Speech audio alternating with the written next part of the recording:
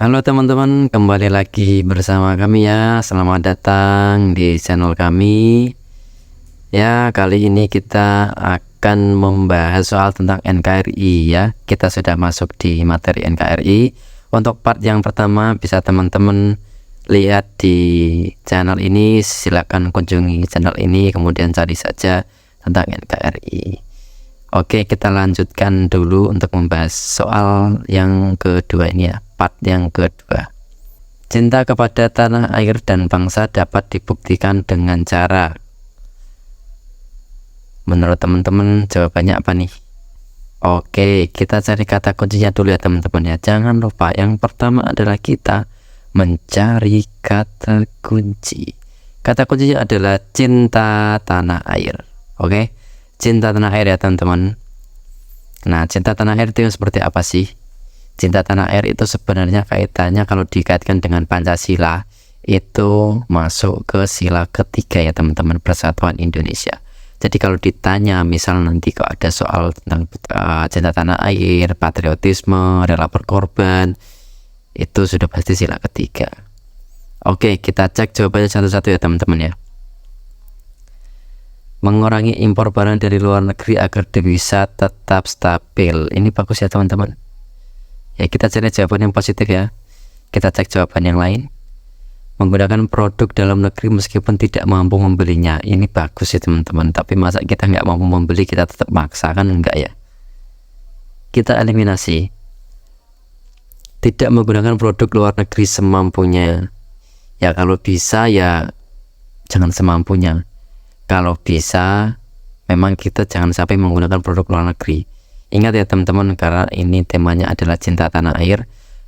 Ya, sebisa mungkin kita harus mengurangi atau tidak menggunakan produk luar negeri sama sekali. Kita coret ya. Kalau bisa kita all out. Kita all out pakai produk dalam negeri. Kalau ini hanya semampunya, ini pancingan saja teman-teman. Jangan terkecoh. Mengekspor semua hasil bumi Indonesia dan mengimpor barang dari luar negeri dengan harga lebih murah. Oke, kalau mengekspor itu hal yang bagus ya. Kita mengekspor itu tindakan yang bagus, bisa menambah devisa negara. Tapi kalau kita juga mengimpor ya sama saja bohong, 0-0 ya. Kita mengekspor kemudian kita mengimpor ya. Jadi tidak oke ya teman-teman ya. Yang tidak melakukan hubungan dengan negara lain dan melakukan proteksi. Masa ya kita meskipun kita cinta tanah air, masa kita nggak boleh berhubungan dengan negara lain? Kan kayak gitu ya teman-teman ya. Ya. Oke, berarti jelas ya, yang paling positif dan yang paling mendekati adalah jawaban A. Cinta kepada tanah air dan bangsa dapat dibuktikan dengan cara mengurangi impor barang dari luar negeri agar devisa tetap stabil. Jelas ya teman-teman ya, clear ya. Kita lanjutkan ke soal berikutnya. Indonesia sebagai sebuah negara kesatuan memiliki fungsi mutlak. Berikut ini yang bukan termasuk fungsi mutlak negara kesatuan, yaitu yang ditanya yang bukan ya. Kita gunakan full penalaran. Artinya kalau soalnya misal kayak gini dan jawabannya agak panjang, itu artinya kita cari dulu yang positif, yang ditanya yang bukan. Opsi A, dilakukannya penertiban untuk mewujudkan kestabilan dan tujuan bersama. Nggak menurut teman-teman? Yang ditanya yang bukan ya. Berarti yang negatif berarti yang kita cari. Ini ya. Positif ya. Menegakkan supremasi hukum melalui lembaga hukum yang ada. Ini juga bagus. Membentuk sistem pertahanan untuk melindungi dari kemungkinan terjadinya serangan dari pihak luar dan dalam. Ini juga bagus. Untuk menjaga keutuhan NKRI. Mewujudkan kesejahteraan dan kemakmuran rakyat secara merata. Ini juga bagus. Opsi E, membentuk pemerintahan yang absolut. Teman-teman di sini jangan sampai terkecoh ya. Memang absolut itu artinya sama dengan mutlak. Memang betul ya, tapi yang jadi pertanyaan adalah, ini kita Indonesia sebagai negara kesatuan ya, sebagai negara kesatuan yang memiliki fungsi mutlak, bukan berarti jawabannya absolut, bukan berarti seperti itu ya teman-teman ya. Kalau ini kita definisikan, ini sebenarnya opsi E itu nadanya kurang positif. Kenapa? Membentuk pemerintahan absolut. Pemerintahan absolut itu yang pemerintahan yang mutlak, yang bulat. Artinya apa ya, dia pasti memiliki kekurangannya, nggak bisa kita berdemokrasi, nggak bisa dikritik, dan pemerintahan yang menjabat itu juga tidak bisa istilahnya digoyahkan ya, karena mereka mutlak atau absolut. Berarti jelas negatif ya teman-teman ya. Jadi jawabannya E. Oke, berikut penjelasannya ya. Fungsi mutlak negara kesatuan Republik Indonesia adalah mengusahakan kesejahteraan dan kemakmuran rakyat secara merata. Ada ya di opsi ya. Menegakkan keadilan dan menciptakan supremacy of law atau supremasi hukum itu tadi ya, melalui badan-badan peradilannya. Kemudian melaksanakan penertiban law and order sehingga terjadi kestabilan dan mencapai tujuan bersama. Ini juga ada di opsi tadi. Kemudian ada pertahanan untuk menjaga kemungkinan timbulnya serangan dari luar dan dalam. Ini juga ada di opsi. Cuman ini saja ya yang nggak ada ya. Berarti jelas ya jawabannya ya. Jangan terkecoh. Kalau kita berbicara jawaban yang memang positif, itu kalian harus hati-hati ya. Jadi nggak gampang antara teman-teman itu mencari kata kunci kemudian menentukan opsi yang positif, karena bisa jadi kalau teman-teman nggak teliti malah bisa-bisa teman-teman itu tadi terkecoh dengan opsi ini kan sebenarnya negatif ya. Oke, soal berikutnya, pemerintahan dalam arti sempit meliputi, ya ini pertanyaan yang gampang yang teman-teman yang harusnya teman-teman pasti bisa lah ya. Coba menurut teman-teman apa nih?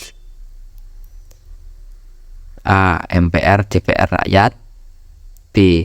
Presiden, wakil presiden, dan menteri-menteri. Kemudian C. Rakyat dan MPR. D. DPR, DPD, dan MPR. E. Presiden, MPR, dan rakyat. Ayo apa teman-teman? Harus tahu ini, karena ini sebenarnya masuk ke pengetahuan umum ya teman-teman. Setidaknya teman-teman kalau memang mempunyai kesulitan atau kelemahan dalam pengetahuan umum, bisa banget ya, bisa banget menyimak video-video kita, karena kita juga sering membahas di setiap opsi. Jadi setiap soal itu kita kupas habis. Artinya jika kita bertemu dengan soal-soal serupa, pengetahuan umum kita juga akan bertambah. Gitu ya teman-teman ya. Ayo jawabannya apa? Pasti B ya teman-teman ya. Karena pemerintah dalam arti sempit.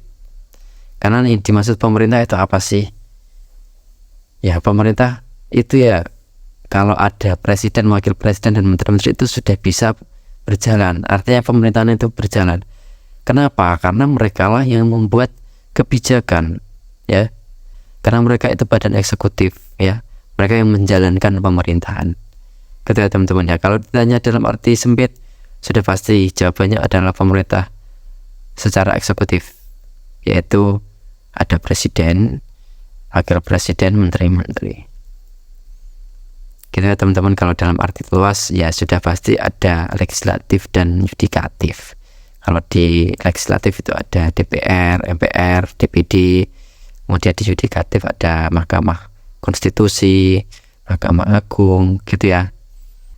Pengertian pemerintahan dalam arti sempit adalah pemerintahan yang dilakukan oleh presiden, wakil presiden, dan para menteri. Pemerintahan dalam arti sempit juga dapat disebut lembaga eksekutif yang bertugas melaksanakan undang-undang. Sedangkan pengertian pemerintahan dalam arti luas adalah pemerintah yang dilakukan oleh lembaga eksekutif, yudikatif secara bersama-sama untuk mencapai tujuan. Oke, ini pengertiannya masih kurang legislatif ya, legislatif belum ditulis. Jadi yang benar kalau memang dalam arti luas itu ya ada eksekutif, legislatif sama yudikatif. Oke, jadi ini ada PR untuk teman-teman ya, agar bisa mengelaborasi pemahaman dari materi-materi yang sudah kita pelajari. Mewujudkan nasionalisme yang tinggi dari segala aspek kehidupan rakyat Indonesia yang mengutamakan kepentingan nasional daripada kepentingan perorangan, kelompok, golongan, suku, bangsa, atau daerah merupakan tujuan dari apa nih menurut teman-teman? Ada pembangunan nasional, persatuan Indonesia, wawasan kebangsaan, wawasan Nusantara, tujuan nasional. Ini jelas soal yang sangat menjebak. Ya, meskipun ini soal yang berbau teori, tapi bisa kita lakukan dengan penalaran. Oke ya teman-teman ya, silakan teman-teman jawab di kolom komentar. Nanti jawabannya akan saya cek benar tidaknya. Oke, segitu dulu pertemuan kita pada video kali ini. Jangan lupa subscribe sebagai dukungan ke channel ini. Sampai jumpa di video selanjutnya teman-teman. Wassalamualaikum warahmatullahi wabarakatuh.